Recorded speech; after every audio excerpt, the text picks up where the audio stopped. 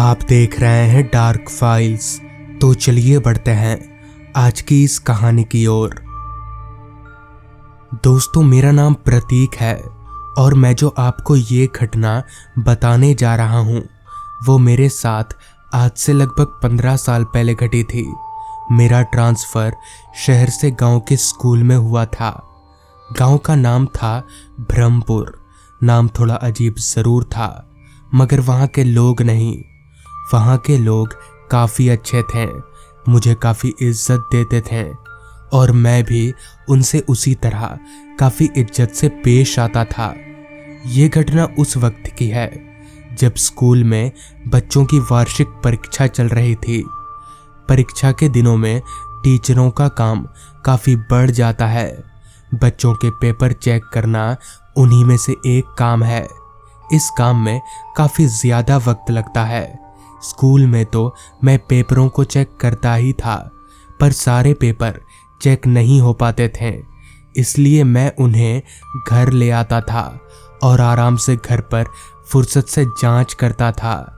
ऐसे ही एक दिन स्कूल ख़त्म होने के बाद मैं सारे पेपर अपने घर ले आया और घर पर बैठकर जांच करने लगा।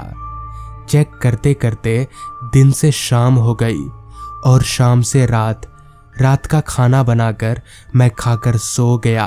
सोचा अगर बीच में नींद खुल गई तो उठकर काम निपटा लूँगा, वरना कल सुबह देखा जाएगा। चूँकि मैं काफ़ी थका हुआ था, जिस वजह से नींद ने कब मुझे अपने आगोश में ले लिया पता ही नहीं चला। जैसा मैंने सोचा था ठीक वैसा ही हुआ।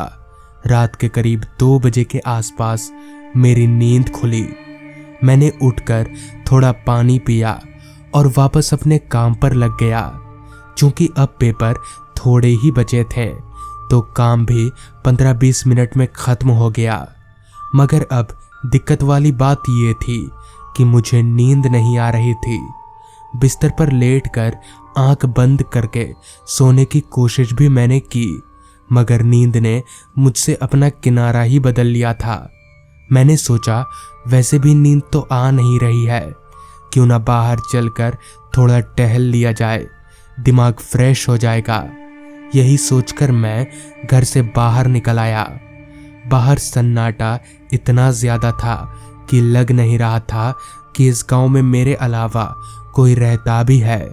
पर क्योंकि रात के 2:30 बज रहे थे तो जाहिर सी बात है सन्नाटा तो होगा ही। और कहीं ना कहीं ऐसा इसलिए भी था क्योंकि मेरा घर बाकी घरों से थोड़ा अलग होकर था। खैर, मैं समय ज़ाया ना करते हुए चलने लगा। हालांकि ठंड पूरी तरह से अभी आई नहीं थी, मगर फिर भी मुझे हल्की हल्की ठंड महसूस हो रही थी।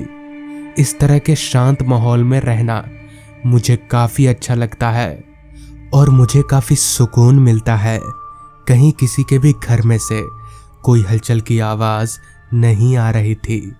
कहीं दूर से कोई ट्रेन हॉर्न मारती हुई गुजर रही थी, जिसकी आवाज़ मेरे कानों में साफ तौर पर गूंज रही थी। अभी मैं चलते चलते आगे जा ही रहा था कि तभी मेरी नज़र एक घर के बाहर खड़े एक अधेड़ उम्र के आदमी पर गई। वो आदमी उस घर के दरवाजे से थोड़ी दूरी पर खड़ा था। मुझे काफ़ी अजीब लगा कि आखिर ये आदमी है कौन और इस तरह से घर के बाहर क्यों खड़ा है। कहीं ये आदमी कोई चोर वोर तो नहीं है। यही सारे सवाल उस वक्त मेरे जहन में उमड़ रहे थे। मुझे उस आदमी का चेहरा भी दिख नहीं रहा था, क्योंकि वो आदमी दूसरी तरफ मुंह करके खड़ा था। लिहाजा मैं वहीं पास ही में एक दीवार के पीछे छिपकर उस आदमी को देखने लगा कि आखिर ये करेगा क्या। अभी मैं उस आदमी को छिपकर देख ही रहा था कि तभी वो आदमी एकदम से पीछे आया और चलकर वहां से दूसरी तरफ जाने लगा। इस दौरान मुझे उस आदमी का चेहरा भी दिखा, मगर मैं उसे पहचान नहीं सका। कहीं ना कहीं मुझे दाल में कुछ काला लग रहा था। लिहाजा मैं चुपके चुपके उस आदमी के पीछे पीछे जाने लगा, क्योंकि मुझे देखना था कि यह आदमी जाता कहाँ है। मैं धीरे धीरे दबे कदमों के साथ उस आदमी के पीछे पीछे चले जा रहा था। वो आदमी गांव का रास्ता छोड़ अब जंगलों की तरफ जा रहा था।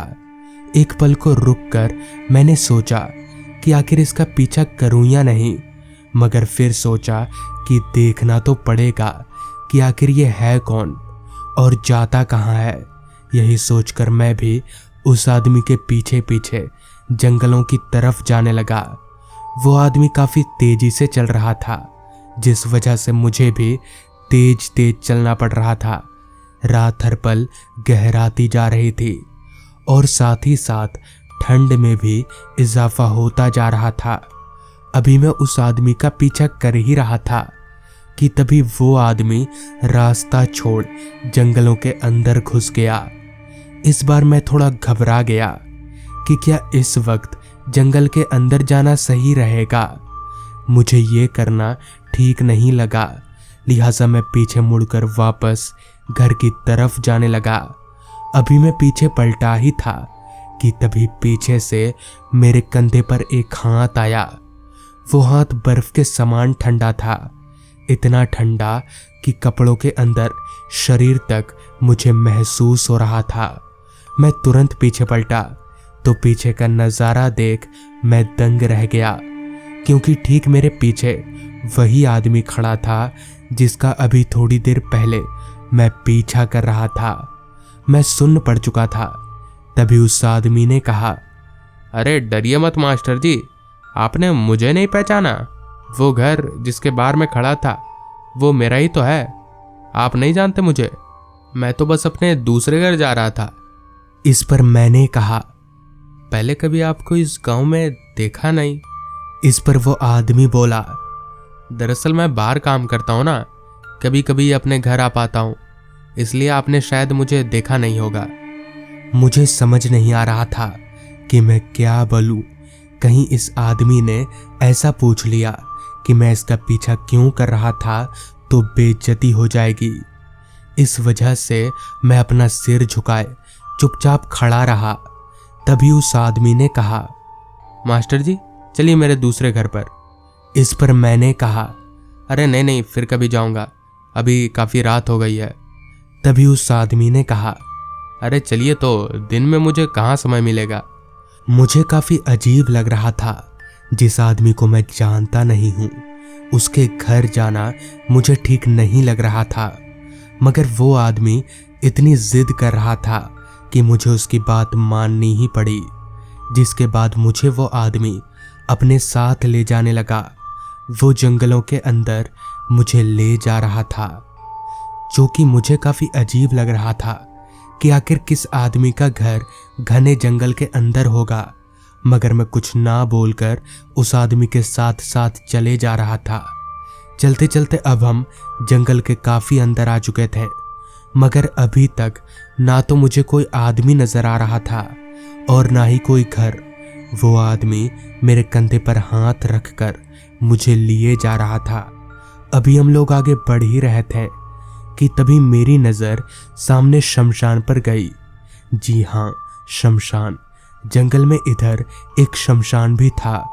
वो आदमी मुझे लेकर शमशान की तरफ जाने लगा, जिस पर मैंने उस आदमी से कहा, इधर कहाँ? ये आपका घर थोड़ी है, ये तो शमशान है ना। तो इस पर वो आदमी बोला, यही तो मेरा घर है। इतना बोलकर वो आदमी अंदर की तरफ जाने लगा और आगे जाकर हवा में धुआं हो गया। मेरी तो पैरों तले जमीन निकल गई। इस तरह से कोई आदमी गायब कैसे हो सकता है? मैं वहां से तेजी से भागा और सीधे घर आकर ही रुका। अगली सुबह मैं उस घर में गया जहां पिछली रात वो आदमी खड़ा था। उस घर में जाकर मैंने उस घर के लोगों को पूरी बात बताई तो उस घर में रहने वाले एक लड़के ने बताया कि दरअसल वो आत्मा उसके पापा की थी।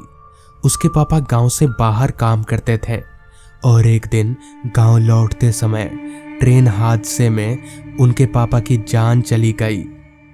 तो दोस्तों, ये थी आज की कहानी। अगर आपको ये कहानी पसंद आई हो तो चैनल को ज़रूर सब्सक्राइब कर लें तो मैं आपका दोस्त आर्यन जल्द ही मिलूंगा आपसे ऐसी ही एक कहानी के साथ।